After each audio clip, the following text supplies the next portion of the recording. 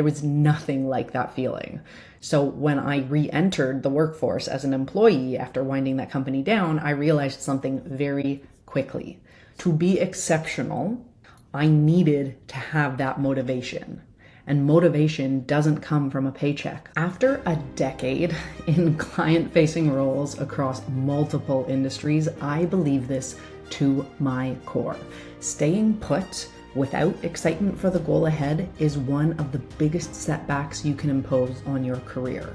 And that might sound counterintuitive, especially in a volatile market, but stay with me because this insight will completely change how you think about career safety, long-term wealth, and ultimately fulfillment, which translates to a life and a career without regrets. This is what I want every 30-plus-year-old woman in client-facing roles to really understand and take in. The world of work has changed. The rules have changed. In our parents' generation, loyalty was the strategy.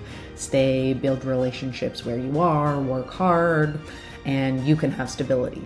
That world no longer exists. So today, companies restructure overnight, teams disappear, priorities shift, entire roles evaporate even when performance is strong. So 3 to 5 years in one role is now considered a long stretch. Not because people are flaky, but because businesses are faster, leaner, and far less predictable. They have to be adaptable. And here's the part that really matters for you. Time served within a business is not protection. Adaptability is protection. Your ability to reposition, articulate your value, and get chosen again and again is the real safety net now for your career. So I know sometimes you want to relax. You want to take your foot off the gas. I get it. I go through those phases too, but career safety won't happen unless you are radically clear on who you are, what you bring to the table, and why someone should pay you for what you know and the kinds of things you've experienced. The women I work with often come to me saying, I want to make a smart, strategic career move. I want better alignment. I want to make this move really, really intentionally. They're looking for a role that could be a strong fit for 3 to 5 years, potentially. But even more than that, they want to know that if they do need to move again in the future, they know how to get chosen quickly. So that is what they leave our work with. Clarity, strong positioning, and a sharpened professional brand with clear storytelling that carries them through every chapter. Career safety today isn't about staying. It's about knowing that you can move on your terms whenever you feel the need. So here's how I actually fell into this work after more than a decade in client-facing roles. In my 20s, I left finance to build a tech startup. I built it from the ground up with my co-founder, and when the pandemic hit, 3.5 years in, it financially did not make sense for the business to keep going. So after winding down my tech startup, I moved jobs every 6 months for almost 2 years. That meant countless interviews, telling my story again and again and again, repositioning myself in real time based on what I was learning about what I actually thought I wanted. And although people never say it out loud, most are quietly horrified by the pace of those moves that I made. But I had to do it because I had already experienced something so powerful that I was never willing to give up.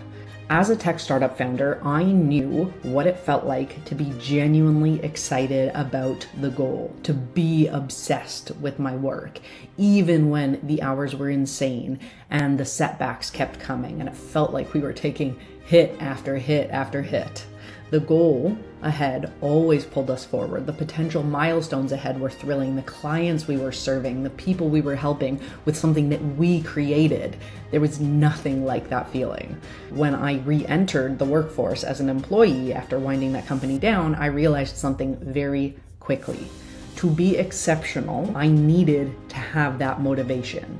And motivation doesn't come from a paycheck alone. It comes from excitement about where the work is going and who you're becoming in the process. Here's what I know for sure. If you are an A player, compensation alone will never be enough to keep you engaged. When you're not excited about the goal or you don't respect the people you're building with, something in you shifts. Not dramatically, not overnight, but quietly. slowly. Your energy drops, your curiosity fades, your performance plateaus, and over time, your career pays the price. That's not a mindset problem. That's how high-performing women, the ones my coaching practice keeps attracting, are truly wired.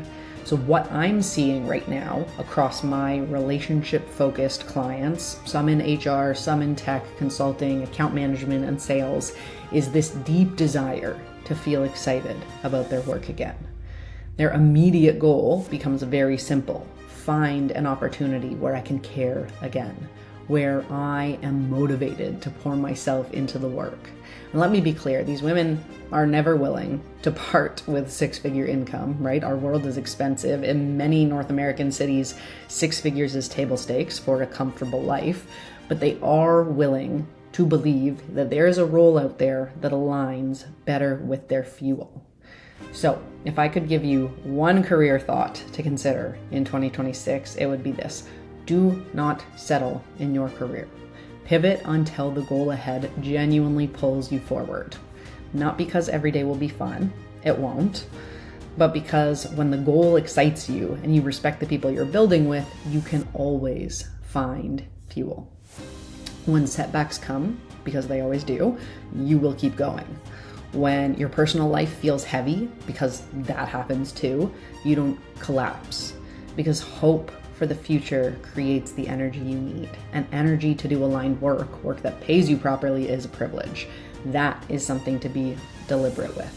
Please, please don't settle in your career. Always have a goal ahead that excites you, and don't make that goal retirement. That is where you'll find your spark, your expertise, and your zone of genius. Whether that impact shows up inside your job or outside of it, it doesn't matter.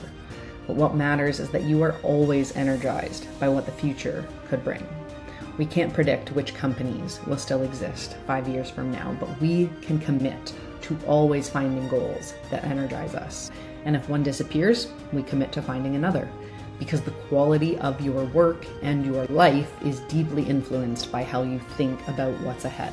Thank you for spending a few minutes with me. If this video resonated, subscribe on YouTube, follow me on LinkedIn, let's connect. And this episode is episode 1 of a series on strategic career pivots for client-facing women.